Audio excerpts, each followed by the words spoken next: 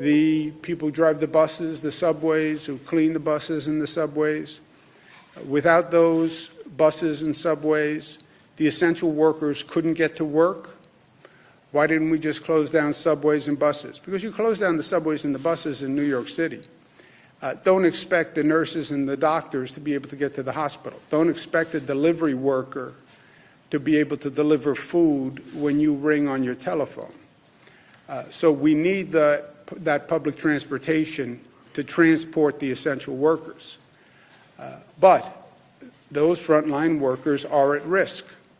So we're going to do additional testing for the transport workers. I also commented yesterday, the Daily News had pictures of things that are going on in the New York City subway system, where the cars were filthy, they were disgusting, homeless people were there with all their belongings, and it was not just the Daily News picture. It reflected what has been in the press and what people have been saying, which is the deterioration of the conditions in the subways. Some crimes are up in the subways, even though ridership is down 90%.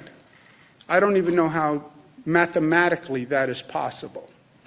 The trains are filled with homeless people, and you're not doing the homeless any favor. I've worked with the homeless all my life. To let homeless people stay on the trains in the middle of a global health pandemic with no masks, no protective equipment, you're not helping the homeless. Letting them endanger their own life and endanger the lives of others is not helping anyone. So I told the MTA yesterday, in 2 days, which means tomorrow, I want a full plan. How do we disinfect every train every night? Period. Any essential worker who shows up and gets on a train should know that that train was disinfected the night before. We want them to show up. We don't want them to stay home.